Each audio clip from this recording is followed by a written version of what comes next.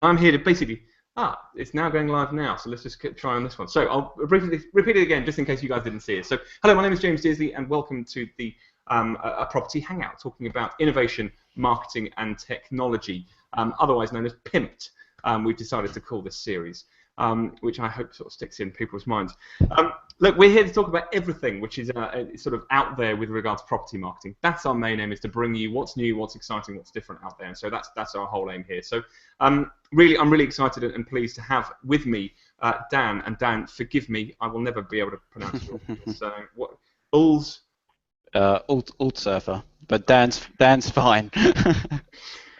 Dan, there we are. I won't even attempt it for a second time either. It's okay. But look, Dan is the CEO of UI Centric, and the reason we have Dan on here today is just to talk about the latest iteration of the Foxtons app. Now, for those of you who may be watching this overseas, because this is streamed for a variety of different websites out there, Foxtons is a leading estate agent here in the UK, mainly based in London, but to be honest, they use as a bit of a benchmark for the entire property industry here in the UK.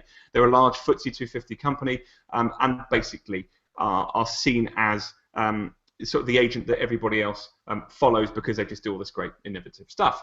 And Dan has built this fantastic sort of app. Now, Dan, I won't go into too much detail about it now, so let me just, why don't you just introduce yourself and talk a little bit about UI Centric, who they are, what they do, and so on and so forth, just to give everyone an idea. Sure, thanks, James. As James mentioned, my name's Dan Ulzhoefer. I'm CEO of UI Centric. We're a user experience and custom software development company. We're based in London and New York, and we work with both consumer and enterprise brands, excuse me, throughout Europe, North America, and Australia. One of those obviously being Foxtons. James was very nice in saying I built the app. I would give a lot of credit to my team that built the app. We've been working with Foxtons for some time now. We've actually built across their app suite, so that's for iOS, Android, and also Windows. That's it. So the Windows app came out recently this year, didn't I? I remember seeing it. So, okay, cool. So, I mean, I think before, one of the things, and you'll see a very high-tech setup I've got here, which is I've got lots of Manfrotto tripods all gaffer taped together. That's how high-tech I get on a technology and innovation seminar, because we're going to try and show you a little bit about how the Foxtons app is actually put together a little bit later on. But I think one of the first questions that I often get asked by agents and, funnily enough, and developers as well, is this whole sort of argument almost about mobile app or mobile web. Sort of, which one do I go with, or do I go with both, or do I need both? Have you got any sort of thought or insight into that? What do you think? Yeah, sure. You're right. It is kind of the perennial question that goes around, and my view is that it really isn't about either or. It's about understanding how your customers want to, and the way in which they do, interact with your brand, and ensure that your brand is easily accessible to them. I think it's fairly common practice now that brands will take a mobile web first view and then expand out across desktop for browser. That's very important to have an optimized mobile web experience, because the sheer proliferation, right, of smartphones, people are spending an increasingly larger amount of time on mobile web. So it's important to give an optimized experience for that different type of use case and form factor. Absolutely. I have to say, it's one of the things I hear a lot from, and it depends on the size of the company as well. But I think your point there, just to reiterate it, I think it's very, very important, is most people start out with an optimized mobile site, and they almost move into the app base. And yeah, it's very key for perhaps the smaller companies out there, actually estate agency orientated or not, which is everything is becoming mobile at the moment. I mean, I think there's a generic statistic used, which is at least 40% of all web traffic is now from a mobile or tablet. So, most companies should be thinking mobile first, because it's only going to get stronger and greater. And what you're suggesting is moving into the app experience.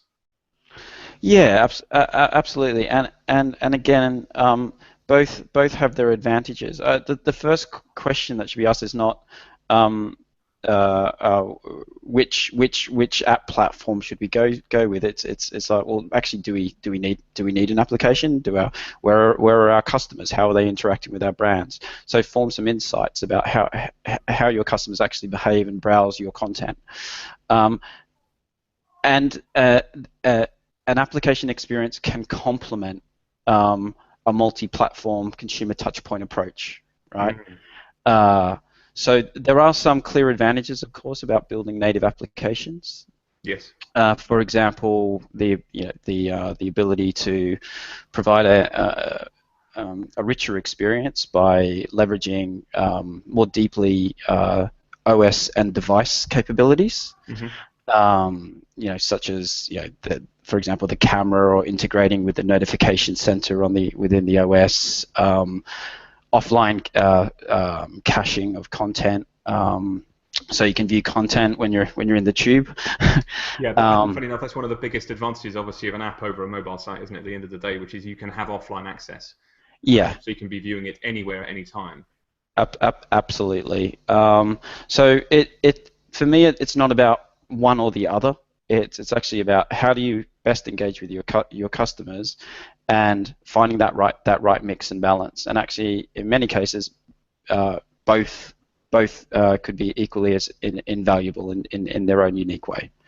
Yeah, absolutely. And funny enough, actually, just to mention to anybody out there who is watching through the raft of sort of sites which are synchronizing this live stream, is quite often on the sites there is actually a question box, and if you have questions, don't hesitate to fill out the box and we will answer them as they come in. We've just had one come in from a chap called George from the What House site here, saying, isn't it just a barrier to clients? And I'm presuming he's referencing the fact that you've got to download an app from an app store. Well, I think so. You can look at an application, I think, through a commercial lens, and also through a user experience or performance lens. So we spoke about some of the user experience benefits, like offline caching of content, or accessing device capabilities and notifications, camera. Performance as well is a big one. Through the commercial lens, it's very powerful to have your brand accessible to your customers from the start screen of their phone. It's one press away. There a little bit, if we can hear you. Just want to speak that again for me? Sorry. There you go. Yeah, you're back. Yep. Sorry. I was just saying it's very powerful for users to be able to access your brand straight from the start screen, the home screen of their device. So it's one tap away. And there is a large community of app downloaders and users. So I personally don't see it as a barrier. I think that for many brands, if you don't have a presence within a particular app store, if indeed, as going back to my original comment, there's a critical mass of your customers who are actually using those devices, I think that's a barrier. Yeah, I totally agree with that. And funny enough, taking on what George has said here about this app being a barrier, I think that comes back to your first point, actually, Dan, which is, look at what do you want from a mobile website? What do you want from an app? What are your motivations behind it? What are your goals that you want to achieve from having it? And one of the things that I hear quite often certainly from some of the larger companies when working with them, is they say, well, actually, we bring that decision into the sales funnel, and we say, well, actually, our motivations for having a mobile website is search, and it is getting search traffic that they've already got, which is they know people are looking at their devices, and so they're giving that optimized content. Mm-hmm. And you're looking at the goal of having an app, which is, funny enough, the mobile website is for people who perhaps don't know their brand yet and maybe searching on their mobile devices. Yeah. It might be for people who do know them already. Yeah. It might be existing customers which they want to have a loyalty program within it. They might want to push notifications out to an app which is special offers, which, because it works on and offline, you sort of proactively retaining those clients, which is also equally important, I think. So, and also I would add to that within the application experience, you can learn your users' behavior. So, for example, easy access to previous property searches, so I can do a quick search. These are unique experiences that you can offer directly to those users within that application, versus, like you said, first time searching via a browser experience and finding the brand. It's a different kind of use case. Absolutely, absolutely. Well, look, we just had a comment in from Google Plus. Lee Rickler, I'm glad you're joining me as always. I'm just saying sweet. Literally short and sweet in his comments. So Lee, thanks for that ever so much. Well, look, I tell you what. Why don't we? Actually, funny enough, he actually made a further comment as well, saying all businesses need to have adopted the mantra "Go mobile or go home." That's pretty conclusive. Look, I'm just going to turn off my video for a second, and I am going to move on to the actual app itself, because I think, though we're talking about it, it's actually good for people to really understand what it is you've done as a. Oh, that went well. In my highly technical camera setup that we've got here, let's see if this works, because then it will give people a far better idea as to what's going on. Let's see if that now can click on, and we've avoided all the cables. There we go. We're getting there.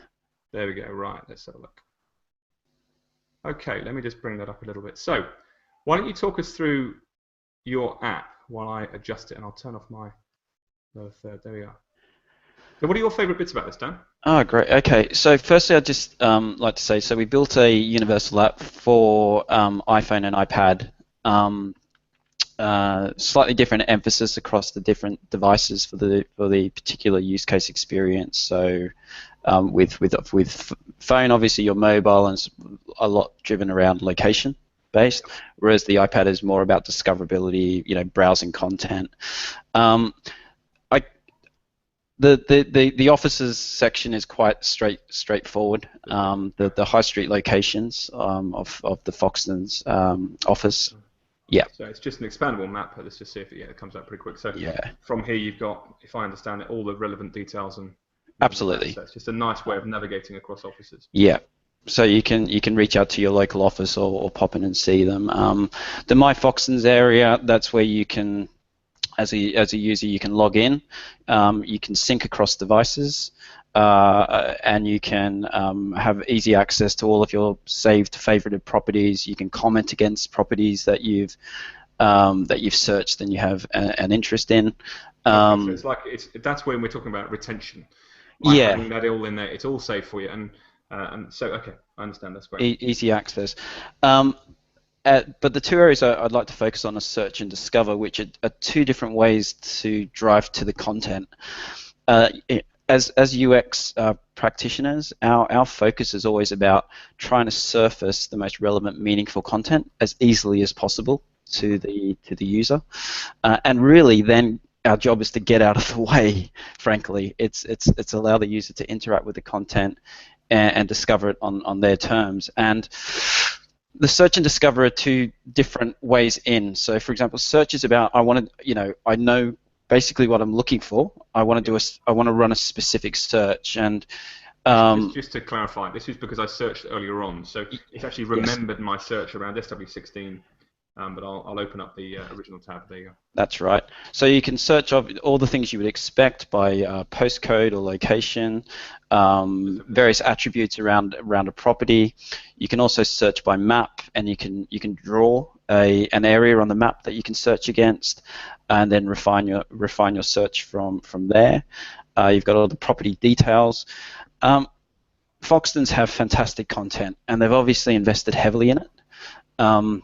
They have beautiful imagery of their properties, so we wanted to bring that to the foreground, and quite a nifty little feature we have in there as well is that when you get your search results back, you can actually change the default view that you get back of the property. So rather than just seeing the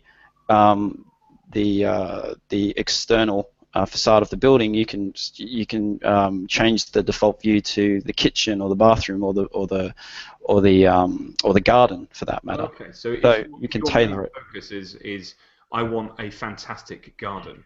Yeah. You have that ability to search via that, and it will default to your bias basically. Yes, absolutely. You've got interactive floor map in there, so it's it's a very comprehensive means of doing a direct search. Yeah. So I mean, basically, that to me, it's funny, isn't it?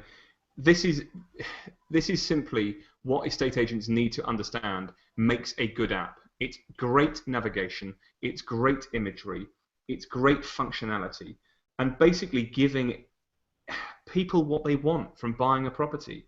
Yep. People are very visually led, so they want to see great images, they want to see big images, they want to have easy access to simply use a finger to scroll. It's not rocket science necessarily, but it's just been, I mean, credit to you guys, that's just been done in a really, really clever way. And like you said, you've got the ability to have all the focus on just changing rooms from 6 down to 2 and just searching. So it's just a very easy way to navigate across everything. And I think if you play with those top filters there on the right-hand side, I think it's that icon there. You can then change your default view to say bathrooms or another, and I think that's quite an innovative idea, and it's innovation that drives direct benefit to the user, and I think that's important to call out because I think often there's a risk of introducing what's called innovation for innovation's sake. What we're looking for is how can we add additional value to the experience. And to be honest, and this is going to sound quite blunt, but you're thinking about the user first, not the property. Yes. There's an old mantra with Foxtons, which is people, not property. And the point here, you're making the app experience contextual to the user. Yep. They're getting a contextual experience. What is classified as the stickiness of something will be far stickier if they can say, well, actually, I want to have a great bathroom. Let me search according to the best bathrooms out there. That's what I want to see. And then sorry, I just jumped ahead of that because I was a bit excited by seeing it, and I now understand. So what I've now just done is I've just gone on and basically defined my search and searched on the map rather than just by pictures, because ultimately, obviously, the location may be more important to me than anything else. So, and I suppose if I just click on that, I'm sorry, I'm jumping ahead of things. There we are. So it also then changes the view that people will get on the right-hand side. Very clever. Very clever. All right, and so the next bit, which again, because I think two of the bits which I took from this, which is that it seems as if the focus on this app has been very much about the user experience rather than the properties. You put the user first. Yes. The Discover tab for me was particularly good, and funny enough, it got a very good mention at the Estate Agency Awards at the Sunday Times recently, where this was the standout feature by a keynote speaker saying, this part of the app was the most impressive bit about it all. So maybe you can just explain this through. Sure. The insight, and I maybe use that word a little bit loosely because it's I think it's quite self-evident to most people, particularly people who live in London, is that buying a home is a very stressful experience. It's probably the biggest financial outlay for people. The property market has been booming in London, and particularly for first home buyers, there's a lot of anxiety around finding your ideal home and being able to react quickly and buy. But what's also happening is that people are now exploring new areas that they don't know. So it's less about just searching on a house in a particular location, and it's more about I need help, I need some guidance, I need some inspiration. And it's not just learning about the actual house, but it's learning about all these new areas that you might be contemplating. So what I love about the Discover area is, as it says, it's discovery. It's another way into the content, and a really unique feature is the interiors section, which is curated content by different types of interior and exterior design. So it's curated inspirational content, which you can then go through. You've got a set of filters that you can refine, and this is where you start to funnel down and narrow down. So just for that, so I've just gone into this and I said, well, I want to look at the kitchen photos because I want to get inspiration for all of my kitchens. Yep. I'll go into this, and it's basically just a whole load of fantastic. I mean, this is like property porn glorified, isn't it? Right? I mean, this is absolutely on top form. So from here, from what I can understand, you can go into the filter option. That's right. And you can either filter back by the rooms again, or you can filter into the style. So I only want to see contemporary ones, and that will then filter. That's correct. Out, right? Yep. So, I mean, that doesn't take a brain cell to work out that I'm going to filter. But the really clever thing for me is that you can then filter down to yellow and then search according to just yellow kitchens. Exactly. So, I mean, that's cool, right? I mean, that's really clever.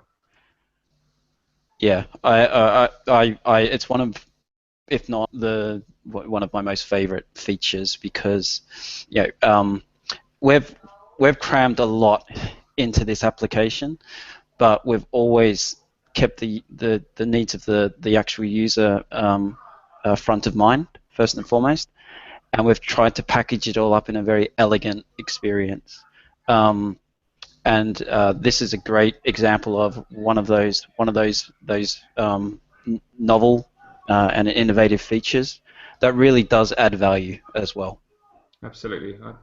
And so we've looked here at the interiors for a second, but obviously discovering it's not just about interiors. I mean, it's also about areas. Right? Yeah. So maybe you can just talk us through this area set for us. Sure. So as I said before, many people are now exploring areas that they just don't know, and they want to find out more about the local amenities. For example, transportation links, schools, and you can access that type of content within the application. So, for example, if you were to click on the little people icon on the bottom. Oh yeah, it's down here. Yep. Yeah. Oh yeah. So it's just, I don't know if you might not be able to see it brilliantly well because of this. So I'm gonna click into here maybe. There we go. So I've just got the icon and these little. Yep, and you'll get some information on the schools if you click on one of the icons on the map. Okay, brilliant. Yeah. Then you can get some information, just some top level information. If you more info will then launch you out to I believe to a browser view, and you can get more information about the school itself. And you can also shortlist schools. So that is a very important decision criteria for families with children that are going to school. So again, I mean, it just shows that it's thinking about the user experience rather than necessarily the absolute direct point is I want to have a 2-bedroom for under £400,000. It's a very clever thing, and also from what I understand here, you've got ability to show shops in here. You've got the abilities to show wine bars and restaurants and everything like that. Well, it might also be pubs. Oh, it'd be a shame if it wasn't. All right, lovely. So you got all that sort of stuff, and then I know you can go a sort of a stage further with those as well. While that loads up, it's a little bit blurry from my side. And so you can also, so you're looking at sort of zooming in on people, transport, shopping and bars, but also you can do, one of the big things I found is indicators on the areas. You might want to compare, in this case, SE17 against, what's this one, Mayfair. So you've got the indicators over time of exactly what the house prices have been doing. Average sale prices sort of increases over the last 2 years, which is in this one. And for me particularly, you have that extra information here on the, which will take a little bit of time just to load up, just on exactly what Mayfair is all about, which again, it's a fantastic bit of information. Ooh, sorry, that was my fault. I just pressed the wrong button. But you've got the ability then to go into more information about that particular area at that particular time, and understand more about it. Which anybody coming in, I mean, bearing in mind, what was it, 49% of all new build purchases, I think it was, last year were from people overseas. I mean, they need to understand what these areas are like. They need to understand what's going on in there. And you've got the ability here to sort of search via eating, drinking, groceries, and you've got the corresponding heat maps, which I thought was fantastic to say, well, this is where it's happening. This is what's going on. Very, very, very clever stuff. All right, well, look, we haven't got a massive amount of time, so I'm just going to turn off my camera again, and I'm going to come back into it all. because I think one of the things that I'm very conscious that some people are very aware of is sort of what metrics you can get back from an app like this. What are people like Foxtons? What are they measuring? What do they want to get out of this app? I'm not sure if you can disclose. Well, yeah. What can you get out? Let's start with that. What can you get out of a mobile app? Okay, so, and I can speak perhaps a little more generically beyond just Foxtons per se, but I think one of the common mistakes is that people or brands measure downloads as a success metric. James, you still there? Yeah, sorry, I just had to disappear. Just checking my camera was right. That was all. Personally, I think if you do that, that's an exercise in vanity, because getting people to download an application is one thing, and it's obviously very important, but it's about retention, it's about engagement. So looking at metrics like session time, frequency of use, the number of inquiries, for direct inquiries in Foxton's case. So when your users who you want to become customers begin to interact with you, those for me are much more meaningful metrics. Absolutely, and funny enough, it brings up the term. I mean, I do an awful lot of speaking in the marketing world, and the amount of times I've used the statement, it's not necessarily all about return on investment anymore. There was a time when every marketing director and every financial director and MD, for that matter, was saying, we know, what's the ROI? What's the ROI? And I'm saying, well, marketing nowadays, and especially this sort of app, which ultimately is about an experience. It's not necessarily about driving traffic to have a valuation, have a viewing. It's all about return on engagement. And so those sort of metrics of time and session, pages views, property viewed, that's going to tell you an awful lot about the behavior of the people. That's very totally powerful. Yep. Okay, well look, I think one of the things I don't want to do is I don't want to take up your time or anybody else's time here watching. Just UI-centric, I understand UI-centric.com, is that right? That's correct, yes. Fine, fabulous. So look, anybody out there who's interested in knowing a little bit more about what Dan and his team, I must say, I must stress that, do check out UI-centric.com. And really, I suppose it just leads me to say this, which is, mobile app, mobile web. There is an obvious difference between what they are. There is an obvious difference in terms of motivation and sort of methodology as to why you would have one of them. Certainly, if you're one of the larger companies out there, whether you're an estate agent or a developer, there's certainly a need to look at having both. But as Dan certainly has said at the start there, is start your journey with a mobile web. There is a massive upswing in terms of mobile traffic out there on the websites. And so if you're not optimized, funny enough, as Lee Rickler said, go home, or go mobile or go home. And I think that's a fundamental point that we've all got to remember. But certainly from the mobile app side, again, look at your sales funnel. Don't be afraid to ask questions about what it is you're wanting from your clients and bring that in. Like Foxtons have done here, that's an experiential app. It's not about hardcore sales. They're looking at getting customer trust and customer loyalty from providing them with inspiration. They've obviously looked at their customer journeys. They've looked at what they want to give people in a mobile app. And look at that retention. I think we've mentioned that name quite a few times. And so don't be afraid to ask questions of that. And really, I think off the back of that, if there's nothing else, I think we're going to have to call that a day. So, Dan, I must thank you for all of your time. Thank you, everybody, for watching. If you want to learn a little bit more about real estate innovation, marketing, and technology, don't be afraid to go to my blog, which is jamesdearsley.co.uk. I'll be happy to answer any questions that you might have. So thanks, everybody. Thanks for your time. Thank you. Thanks, Dan. Bye-bye.